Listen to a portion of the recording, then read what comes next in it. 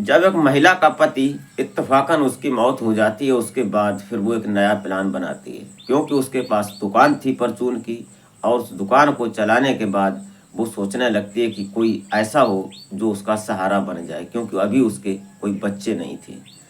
तब वो अपने जेठ के लड़के से बात करती है, अपने जेठ जी से बात करती है और बोलती है कि अपने छोटे बेटे को हमारे पास भेज दो तो कुछ हमारी मदद हो जाएगी, और हमारे साथ वो रहेगा तो यहाँ खाएगा पिएगा, और हम उसको अपने बेटे की तरह ही उसकी परवरिश करेंगे। लेकिन उसके बाद जब वो जेठ ये सोचने लगता है कि चलो कोई बात नहीं, छोटी बहू है और उसका जो भतीजा है वो उसके साथ रहेगा तो उसकी वो अच्छी तरह से सेवा खुशामद भी करेगी। उसने कहा भी था कि मैं इसको पढ़ाऊंगी, यही अपने पास रखूंगी। लेकिन जब वो उसके पास आ जाता है, अभी उम्र उसकी वही 15-16 के आसपास रही थी। उसके बाद जब उसकी एडमिशन करा दिया जाता है और एडमिशन हो जाता है, उसके बाद वो पढ़ाई करने लगता है।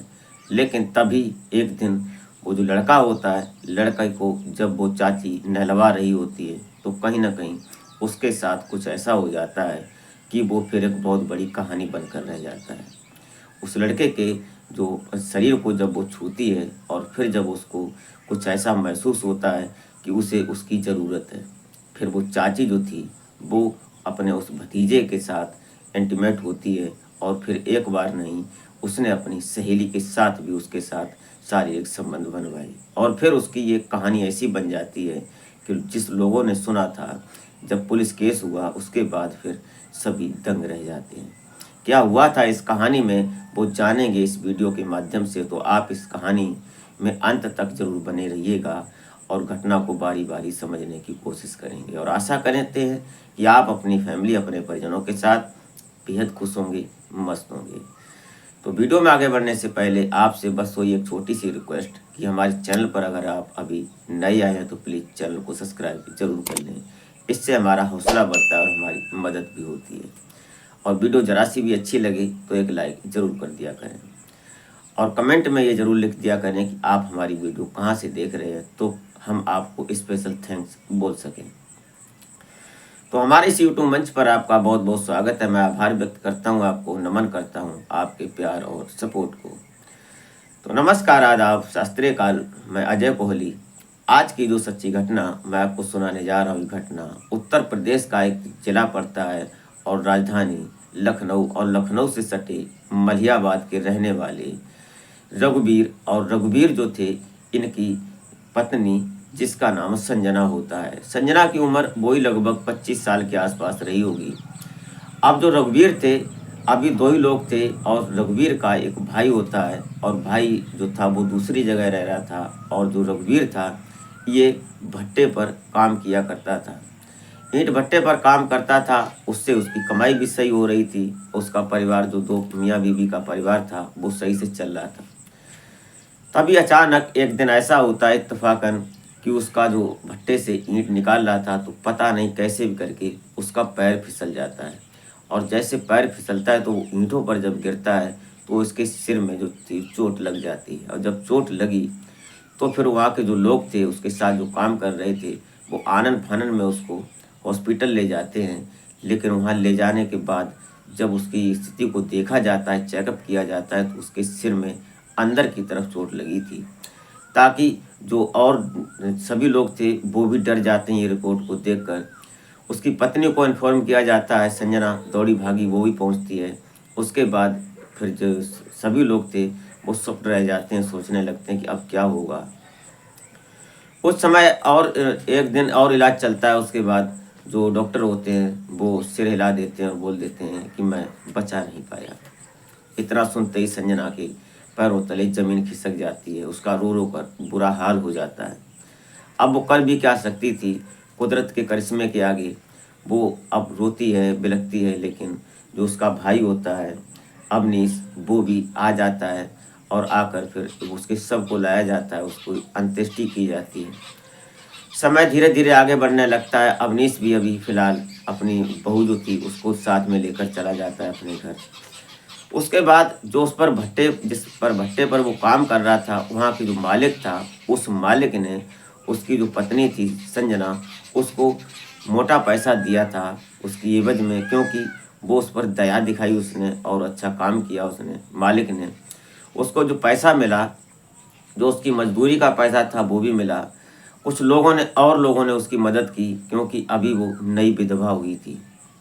उसके बाद ये सब आने पैसा जब मिल जाता है तो कुछ लोगों ने प्लान बनाया कि उसके घर पर उसकी एक दुकान करवा दी जाए, और दुकान परचून की करवा देते हैं उसको। अब जब दुकान परचून की हो जाती है तो मदद के नाम से लोग उसकी दुकान पर सौदा सामान भी लेने लगते हैं। धीरे धीरे ये सिस्टम चलने लगता है। तभी एक दिन ये सोचती है कि मैं अकेले कैसे क्या करूँगी।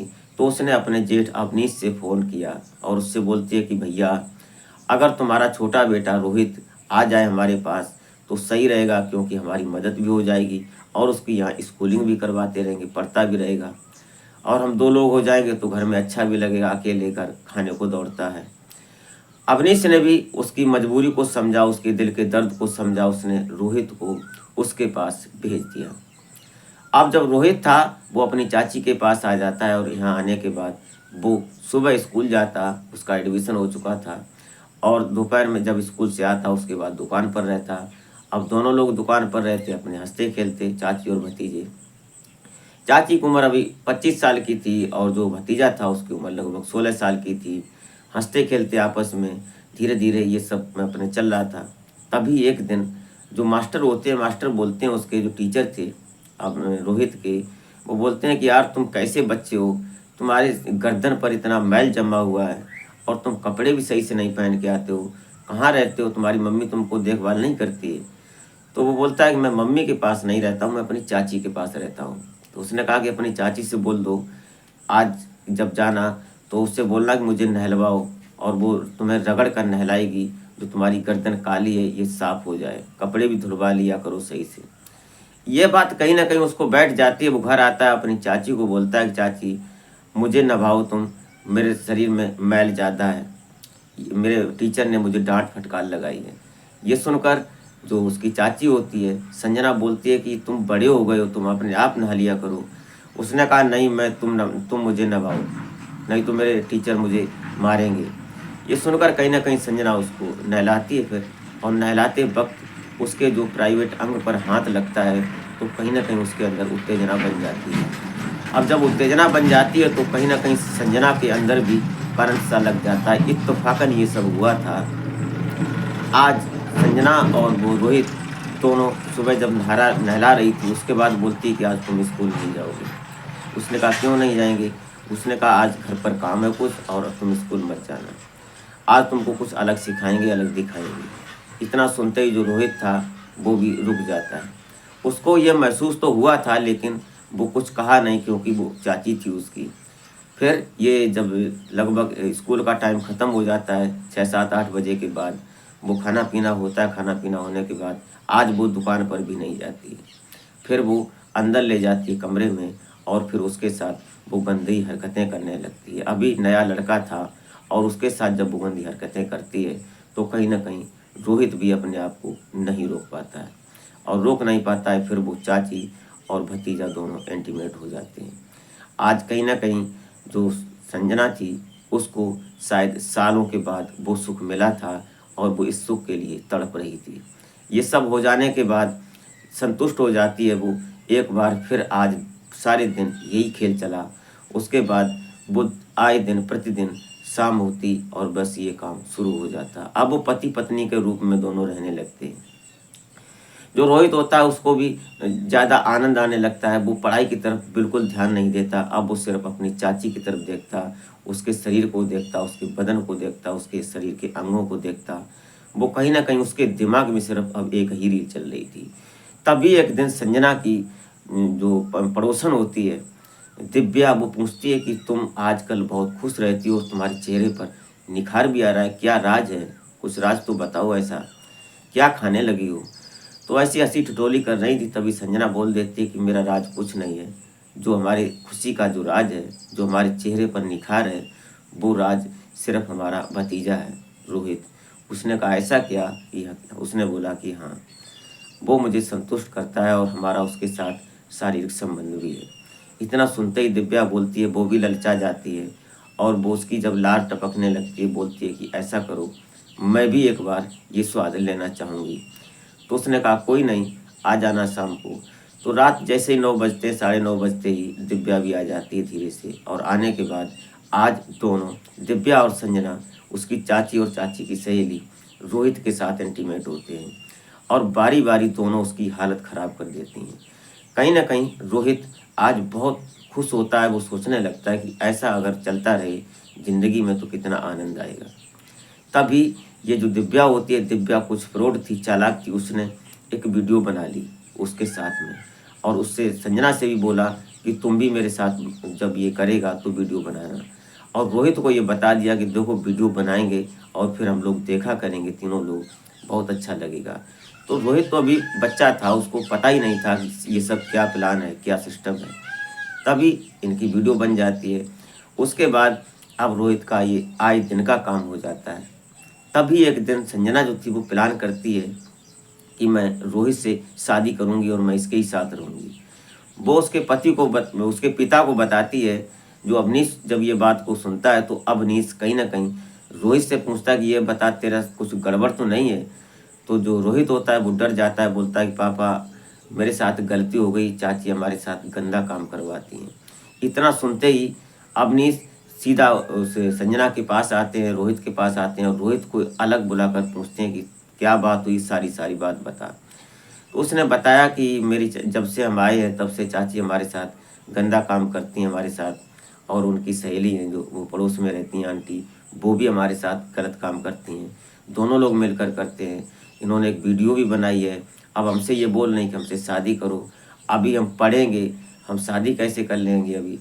तो उसका जो पिता होता है वो बच्चे की बात को समझता है, उसके दर्द को समझता है। वो सीधा थाने पहुंचता है और थाने में जब उसकी बात को रखा जाता है तो थाना इंचार्ज जब उसकी बात को सुनते हैं तो तुरंत एक्शन लेते हैं और फिर उस संजना और उस दिव्या को उसकी बात के जरिए से जो उसने एफआईआर में लिखवाया था उसके बयान के मुताबिक वो तुरंत उसको पकड़ करते हैं और पकड़ कर थाने में लाते हैं। उससे पूछताछ की जाती है। उसके फ़ोन को पहले जब्त किया जाता है। उसका फ़ोन जब खोला जाता है तो उसमें वीडियो निकलती है और वीडियो दोनों महिलाओं की थी। उस वीडियो को लेकर पहले तो वो उसको बहुत डांट फटकार लगाते हैं, फिर उसके ऊपर जो संबंधित धाराएं बनती थीं वो धाराएं लगाकर दोनों महिलाओं को अंदर कर दिया जाता है और उस बच्चे को बाल सुधार गृह में भेज दिया जाता है, क्योंकि उसका भी कहीं ना कहीं उस हिसाब से अपराध बन रहा था। क्योंकि उस जो वीडियो में दिखाई दे रहा था उसमें रोहित ही अपना परफॉर्मेंस कर रहा था और जो महिलाएं थीं वो भी उसके कर रही थी। कुल मिलाकर दोनों की हिस्सेदारी बराबर थी। दोस्तों इसमें रोहित की गलती थी या संजना की गलती थी, वो बात आप कमेंट में ज़रूर बताएं। ये रही कहानी, आपको कैसी लगी, जरा सी भी अच्छी लगी हो तो एक लाइक करके एक कमेंट जरूर कर दिया करें। दोस्तों इस घटनाक्रम को सुनाने का उद्देश्य किसी को हैरान या परेशान करना नहीं था, बल्कि जागरूक करना होता है कि आप अपने परिवार और अपने आप को स्वयं सुरक्षित रखें। कभी भी किसी भी समय कुछ भी हो सकता है। तो मिलते हैं फिर नेक्स्ट वीडियो में, तब तक के लिए जय हिंद।